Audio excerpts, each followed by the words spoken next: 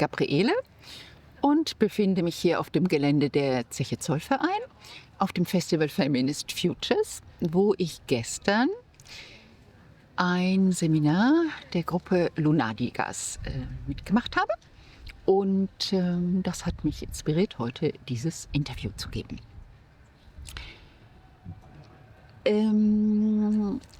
Ich möchte gerne vorausschicken, dass ich zum ersten Mal über diesen Zustand, Lunadiga zu sein, spreche und dass ich gemerkt habe, dass diverse Faktoren in meinem Leben es mir verglichen mit dem, was ich auch gestern in dem Seminar hörte, relativ leicht gemacht haben, diesen Weg zu gehen in meinem Leben, der nichts damit zu tun hat, eine Familie im gängigen Sinn mit Mann oder Frau und Kindern zu leben, sondern andere Beziehungsformen, in denen aber Männer, Frauen und Kinder durchaus vorkommen.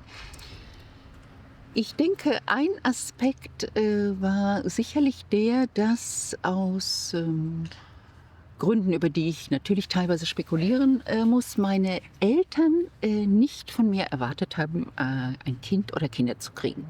Ich selber bin Einzelkind, meine Mutter ist 1928 geboren, hat nach dem Krieg eine schnelle Ausbildung zur Lehrerin gemacht und dann irgendwann meinen Vater geheiratet, ist dadurch aus der DDR rausgekommen. Mein Vater war schon direkt nach dem Krieg aus Thüringen in den Westen geflüchtet. Meine Mutter konnte durch die Heirat 1954 praktisch migrieren nach Westdeutschland. Sie konnte dort ihre Karriere als Lehrerin nicht fortsetzen, hat dann 1956 mich bekommen. Und ich glaube, in gewisser Weise hat meine Mutter mir suggeriert, dass, obwohl sie wirklich, das kann ich sagen, glücklich war, mich zu haben als Kind, aber bei einem Kind ist es eben auch geblieben, hat sie mir doch sehr suggeriert, auch teilweise verbal, dass ein Leben ohne Kind für eine Frau eine Menge Möglichkeiten eröffnet, beruflich. Aber nicht nur beruflich, sondern überhaupt sich im Leben zu positionieren und sich durch die Welt zu bewegen. Und meine Eltern haben nie gefragt, wann und ob ich ein Kind kriege. Und als ich sie mal gefragt habe, schon als ich so auf die 40 zuging, ob sie Enkelkinder vermissen, haben sie beide im Brustton der Überzeugung Nein gesagt. Das hat mir schon mal vom Familiären her eine Freiheit gegeben, die aber auch, denke ich, mit meiner persönlichen Entwicklung korrespondierte, dass ich, glaube ich, sagen kann, dass ich schon immer etwas Eigenwilliges hatte und so vorgegebene Dinge oder gar Druck in bestimmte Richtungen zu gehen, mir nie so behagt haben. Und ich auch von meinen Eltern, aber auch in der Schule genügend Stärkung erfahren habe, um das Gefühl zu haben, ich muss mich nicht in gewisser Weise anpassen an gesellschaftliche Vorgaben. Ich will es jetzt nicht zu sehr idealisieren, natürlich spüre ich auch Druck, aber gerade in diesem Familiensinne habe ich das nicht so empfunden, dass ich mich da anpassen muss, um ja, ein wertvoller Mensch zu sein oder gemocht zu werden oder was auch immer. Und von daher war da eine Freiheit. Und ich denke, die Situation hier in Deutschland, ich bin aufgewachsen in der Nähe von Ludwigshafen am Rhein, bin dann aber mit 18 nach Hamburg zum Studieren gegangen, weit weg von zu Hause und auch erstmal alleine. Die gesellschaftliche Situation, 1975 bin ich nach Hamburg gegangen, hat es auch ermöglicht, ja, unkonventionelle Lebensformen in Betracht zu ziehen, sich auf Projekte, Gruppen und Ähnliches zu orientieren. Und insbesondere, als ich dann Ende der 70er Jahre den Feminismus entdeckt habe und das Leben mit Frauen, war das auch nochmal eine große Öffnung, nicht in irgendeiner Weise das heteronormative Familienmodell bedienen zu müssen. Und ja, insofern habe ich glaube, bis ich ungefähr Ende 30, 40 war, nie ernsthaft in Betracht gezogen, Kinder zu haben. Ich war mit meinem Leben so zufrieden, mit meinen Beziehungen, mit dem, was ich gelebt habe. ich habe dann schon festgestellt, dass ich Kinder sehr gerne mag, vor allen Dingen kleine Kinder, dass sie mich absolut bezaubern. Und dann war schon auch kurz so eine Idee, ähm, eigene Kinder haben zu wollen. Da war ich ja, Ende 30, Anfang 40.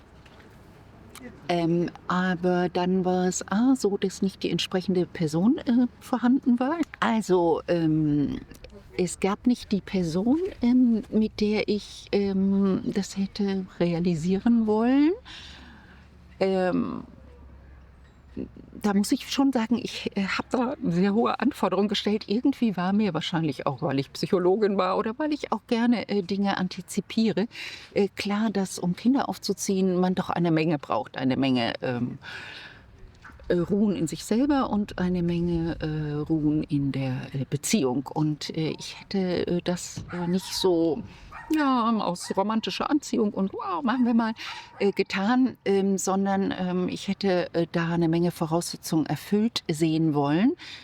Und das sah ich nicht so. Also ich habe das sehr, man könnte auch sagen, sehr, sehr ernst genommen.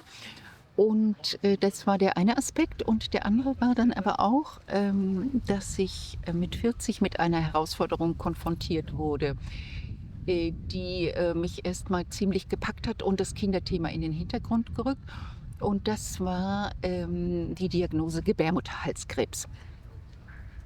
Und ja, interessanterweise an der Gebärmutter. Und die hat dazu geführt, dass ich 9 Jahre lang wie eine Löwin für den Erhalt meiner Gebärmutter gekämpft habe. Also dass dort praktisch gar nichts passiert, weder ein Schnitt noch gar, dass sie mir entfernt wird. Und ich hatte damals also wirklich nicht eine Vorstufe von Krebs, sondern Krebs. Ne?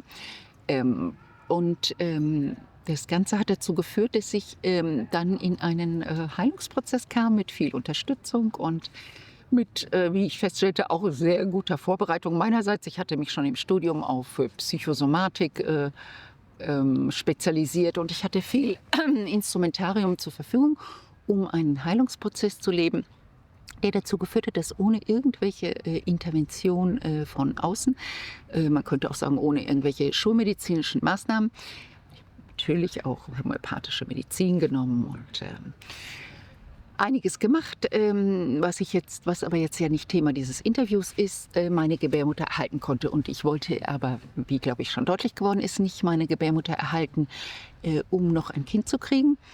Das trat immer mehr in den Hintergrund, sondern weil ich sie als ein wichtiges Zentrum meiner Kreativität und Stärke ansehe und auch einfach überhaupt nicht wollte, dass mir ein Organ, was ich so sehr gerne mag und schätze, genommen wird. Ja, also insofern habe ich als, sagen wir jetzt auch mal ruhig, kinderlose Frau gleichzeitig so einen Kampf für den Erhalt der Gebärmutter geführt und das ja, widerspricht sich in meinem Gefühl nicht. Ja,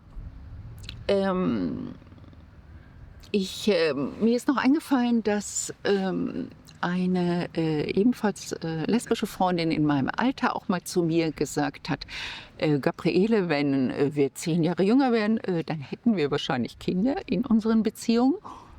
Weil es in der Tat so war, dass hier in der feministisch-lesbischen Kontext dann bei den Frauen, die ungefähr 10 Jahre jünger sind als ich, also praktisch ab Mitte der 60er Jahre geboren, das eine sehr starke Frage war und auch in gewissem Maße üblich wurde, Kinder gemeinsam zu haben mit der Partnerin, mit der Frau. Und da war ich kurz so ein bisschen erschrocken und dachte kurz so etwas, ach schade. Und nicht lange später dachte ich, vielleicht bin ich auch ganz froh, dass auch dieser, sagen wir mal, Druck in einer Frauenbeziehung dann auch zur Komplettierung Kinder zu haben, in der bei mir nicht vorhanden war. Also ich habe da eine historische Phase erwischt, die ich im Nachhinein sehr gut finde für mich, im Sinne von Freiheit der Entscheidung gebend. Es passierte dann noch etwas Schönes. Eine Freundin von mir, eine heterosexuelle Freundin von mir, also war nicht eine Beziehung. Ähm, ja, war in der Situation, eventuell ein Kind zu bekommen von einem Mann, der aber wiederum nicht in einer so engen Beziehung mit ihr war, sagen wir es mal so. Und wir sprachen darüber und ich merkte, dass sie sich Unterstützung wünschte. Und ich sagte dann so spontan zu ihr, wenn du irgendwann mal schwanger bist und jemand brauchst, der dich, mit dem du das Kind großziehst, ich bin dabei. Und das führte tatsächlich dazu, dass sie mich eines Tages anrief und sagte, Gabriele, gilt dein Angebot noch? Und ich sagte, ja. Und ja, das Kind wurde dann 1995 geboren und hat überhaupt hier in Essen dann studiert. Ich sage jetzt mal nicht den Namen, vielleicht auch aus Schutzgründen und so weiter. Ich weiß nicht, ob das irgendwie okay wäre. Und deswegen ja, sage ich nur, dass es eine Möglichkeit für mich dann natürlich war, ein Kind aufwachsen zu sehen. Es gab durchaus nicht wenige Probleme in dem Ganzen, die ich aber jetzt auch nicht präzisieren will. Aber es war auf jeden Fall ein anderes Modell irgendwie der geteilten Elternschaft. Ja, in dem Fall also ohne eine Liebesbeziehung und in einer Freundschaft. Und wir sind dann auch eng zusammengezogen in 2 getrennte Wohnungen, aber direkt nebeneinander, sodass das eben auch möglich war, auch Alltag zu teilen und so weiter. Genau, und das Kind ist ja auch jetzt schon absolut flügge und wohnt inzwischen in Berlin. Ja, und dann hat sich noch weiter ergeben in dem Haus, in dem ich seit über 30 Jahren wohne, auf dem Land in der Nähe von Hamburg. Hat die Familie der Besitzer, die unter mir wohnt, das ist ein Gutshof mitten im Wald, wunderschön, inzwischen 4 Kinder, 4 Jungs und diese Kinder lieben es, zu mir zu kommen und mit einem, der jetzt bald 9 wird, habe ich mich jede Woche getroffen und wir sind jede Woche zusammen rausgegangen und spazieren wandern, egal bei welchem Wetter. Und ja, ich habe so das Bedürfnis verspürt, ihm die Natur nahe zu bringen. Und ich hoffe, ich habe in diese Richtung ein bisschen was erreichen können, weil doch sonst schon der Fernseher, der Computer und all das auch bei recht kleinen Kindern, wie ich gesehen habe, ziemlich präsent und ziemlich mächtig ist. Und ja, also ja, was ich sagen will, ist, mir scheint, das ist alles ganz gut gelaufen. Es ist nicht so, dass ich niemals bedauert habe, Kinder zu haben, weil ich ja auch Kinder so gerne mag. Aber es ist, ich habe oft gesagt 50-50. Ich hätte Kinder haben können, genauso gut nicht. Also es ist rund, wie es ist. Und zu den Reaktionen in meiner Umgebung kann ich im Grunde auch sagen, dass ich mich nicht daran erinnern kann, dass irgendjemand jemals mal kritisch nachgefragt hat. Vielleicht hat mich mal jemand interessiert gefragt, warum ich keine Kinder habe. Das ist ja auch schön. Aber selbst das selten. Aber kritisch kann ich mich nicht erinnern. Und was interessant ist, ich bin ja tiefenpsychologische Psychotherapeutin. Und ich habe praktiziere ja auch auf dem Land, habe ja, zu 95-98% Menschen mit Kindern in Psychotherapie, ne?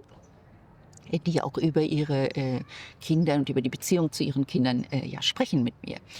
Die Männer muss ich häufig darauf ansprechen, das mache ich relativ schnell. Was ist mit ihren Kindern? Weil die reden über alles mögliche andere, häufig, und nicht über ihre Kinder. Die Frauen natürlich schon. Und da ist ja potenziell die Frage zu erwarten, Frau Doktor, haben Sie Kinder? Die ist mir aber auch ganz selten gestellt worden. Und außerdem ist es üblich in der tiefenpsychologischen Psychotherapie, dass man auf persönliche Fragen nicht antwortet. Also das hat jetzt nichts damit zu tun, ne, dass ich praktisch gerade auf diese Frage nicht antworten würde. Ich würde auch nicht auf die Frage, lebt Ihre Mutter noch oder sonst was antworten, weil die Psychotherapeutin wirklich eine Art Blackbox bleiben soll und nicht in ihren eigenen Lebensentscheidungen kenntlich. Und es hat auch schon lange niemand mehr versucht, mich zu fragen. Und insofern, das wäre ja so ein Kontext gewesen, ne, wo vielleicht auch die Tatsache, dass ich keine Kinder habe, ihr sich irgendwie hätte negativ auswirken sollen. Das war aber auch nie der Fall. Und ich hatte den Eindruck, es müssen natürlich jetzt nicht die Patienten entscheiden, ob es stimmt, dass ich sehr gut mit Menschen über ihr Verhältnis zu ihren Kindern reden kann und da auch ja, hilfreich genug bin. So kam mir das vor und es wurde mir auch oft so wiedergespiegelt. Also das finde ich auch interessant, dass ich nicht finde, dass man selber Kinder haben muss, um etwas dazu zu sagen, ja, wie man Kinder vielleicht behandeln sollte oder wie man bestimmte Probleme mit ihnen angeht. Das wird ja häufig so gesellschaftlich vorausgesetzt, also dass man nur dann was dazu sagen kann, wenn man selber Mutter ist, dem würde ich nicht zustimmen. Ja, dann gäbe es noch das Thema Italien, Deutschland. Ich komme seit 40 Jahren gerne nach Italien und spreche auch seit 40 Jahren Italienisch. Also am Anfang natürlich nicht so besonders gut, aber dann irgendwann hat sich das verbessert und ich habe auch seit über 15 Jahren ein Haus in Italien. Da komme ich dann jetzt natürlich mehrmals im Jahr hin. Und deswegen ja, habe ich doch auch einen gewissen Einblick, wie das in Italien ist. Ich kann mich noch nicht mal erinnern, dass ich in Italien sehr gefragt wurde zu meinem Mutter- oder Nicht-Mutter-Sein. Ich hatte immer den Eindruck, dass man mich sowieso als etwas unkonventionell wahrnahm, aufgrund meines Auftretens, vielleicht, dass ich Psychologin bin, vom Aussehen, weiß der Kuckuck. Jedenfalls, und ich habe mal so den Eindruck gehabt, dass man auch dachte, ja, die Deutschen sind auch so ein bisschen anders, auch die deutschen Frauen und dass so vieles, was ich da so nicht bediene, italienische Frauen nach meinem Dafürhalten mehr mit solchen Normen konfrontiert sind, dann praktisch so durch mein Deutschlersein auch so entschuldigt war, beziehungsweise so durchging oder auch auf Interesse stieß. Also in Italien, genau, habe ich den Eindruck, also speziell jetzt in meiner zweiten Heimat, ich habe dort auch meine Residenz, meinen Wohnort, meinen zweiten, fühle ich mich sehr gut angenommen. Also ich merke natürlich bei vielem, dass ich das nicht teile, auch Hintergrundwissen nicht teile, dass ich auf eine Art eine Fremde bleibe. Das ist schon so, aber ich fühle mich sehr angenommen und einbezogen. Und dazu gehört natürlich auch, dass ich nicht den Eindruck habe, dass es in irgendeiner Art und Weise kritisch oder gar negativ gesehen wird, dass ich ein ganz anderes Lebensmodell gewählt habe als die Menschen, die ich dort kenne. Ja,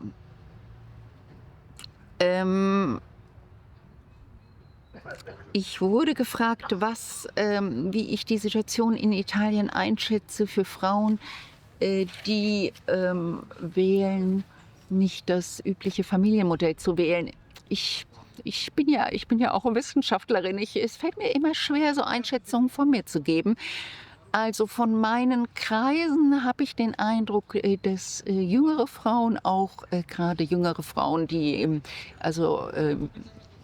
queer identifiziert sind, ich rede jetzt von Italien, ne?